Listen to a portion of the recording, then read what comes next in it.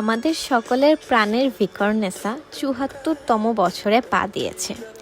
ছোটবেলায় আমাদের শিক্ষকরা আর আমার আম্মু সবসময় বলতো, যখন এসব ছেড়ে চলে যাবে তখন বুঝবে এর মর্ম কেমন। দীর্ঘ ১২টি বছর আমাদের ভিকর্নেসার সাথে কাটানোর সময়গুলো চলে গিয়েছে। আমাদের স্কুল ছিল বসুন্ধরা মর্নিং আর কলেজ ছিল মেইনে। তো দীর্ঘ ১২ বছরের জার্নিটা বলতে গেলে বলবো অনেক ডিসিপ্লিনের মধ্য দিয়ে গিয়েছি। স্পেশালি বসুন্ধরা মর্নিং তো নিয়মানুবর্তিতা, শৃঙ্খলা, পড়াশোনার দিক দিয়ে অনেক বেশি স্ট্রিক্ট ছিল। আমার স্কুলের কথা মনে হলে মাঝে মধ্যে বুকে ব্যথা করে, বিকজ আমি সবাইকে অনেক মিস করি। বাট কলেজের কথা বলতে গেলে অত মিস করি না। কলেজ আমার অনেক বাজে গিয়েছে, আমাদের দুইজনেরই। উল্টা মনে হলো অনেক খারাপ লাগে।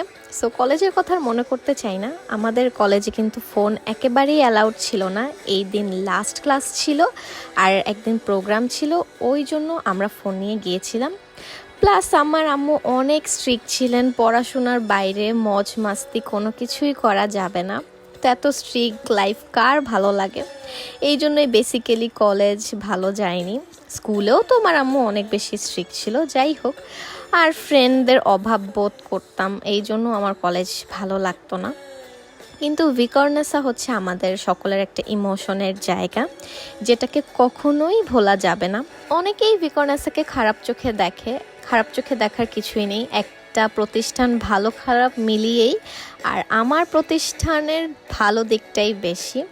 আর ছোটদের বলবো, পড়াশোনা নিয়ে এত থাইকো না, লাইফে মজাটাও করতে হবে। স্কুল কলেজ কখনোই আসবে না। এখনও ফিরে তাকালে মুড অফ হয় যে শুধু পড়াশোনা নিয়ে কেন ছিলাম, এটা কেন করতে পারলাম না। আসলে সুযোগের অভাবে করা হয়নি। তো এখন আর ওইসব বলে লাভ নাই।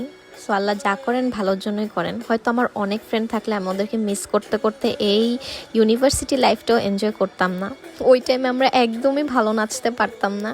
ভাগ্যিস ওই টাইমে আমি ভ্লগও করতাম না, নয়তো এই টাইমে দেখলে আমার অনেক আফসোস হতো, কি বাজে বাজে ভ্লগ করতাম। আচ্ছা, ইনি হচ্ছে আমাদের শ্রদ্ধেয় জ্যোতির্ময় স্যার।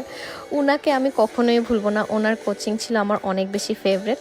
আর কলেজে টুকটাক কিছু ভিডিও আর নাচ থাকবে পরের টুকুতে। আজকের ভিডিওটা এই পর্যন্তই। Bye bye. যেখানে আমরা ট্রাইজেশন করবো কিন্তু কালার আসে না, কিন্তু আমরা আমাদের ফুল দেওয়ার চেষ্টা করবো যেন কালার আসে। এই জন্য যে রেসিপির জন্য আমাদের যে উপকরণগুলো লাগবে সেগুলো দেখে নিই।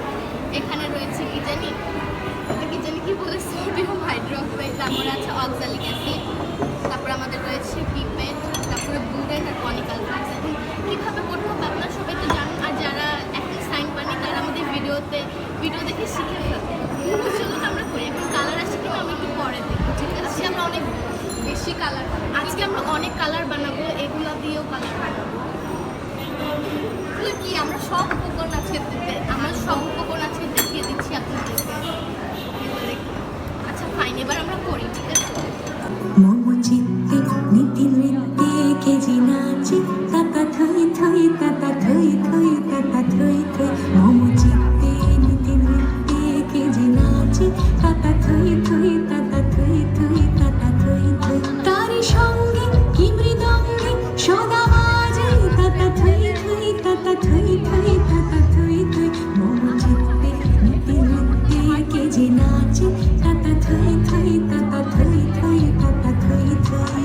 হাসি কান্না হীরা পান্না দোলে ভালে, তবে ছন্দে ভালো মন্দ তালে তালে।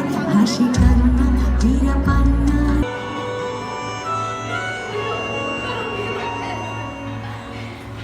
কি আনন্দ কি আনন্দ কি আনন্দ, দিবারাত্রি নাচে মুক্তি নাচে বন্ধ। কি আনন্দ কি আনন্দ কি আনন্দ, দিবারাত্রি নাচে মুক্তি নাচে বন্ধ। সে তরঙ্গে ছুটি রঙ্গে পাছে পাছে তাতা থই থই তাতা থই থই তাতা থই থই। সে তরঙ্গে ছুটি রঙ্গে পাছে পাছে তাতা থই থই তাতা থই থই তাতা থই থই। মম চিত্তে ইতিমধ্যে কে যে নাচে তাতা থই থই তাতা থই থই তাতা থই থই। মম চিত্তে ইতিমধ্যে কে যে নাচে তাতা থই। রেসিপি আমাদের এটাকেই বলে বায়োলজি ল্যাবে। এখন আমরা রুই মাছ কাটবো এবং আপনারা সবাই আজকে জমজমের রকম একটা সকালবেলা আমরা হাজির হচ্ছি আমাদের বায়োলজি ল্যাবে, যেখানে কিনা রুই মাছ এবং রুই মাছটা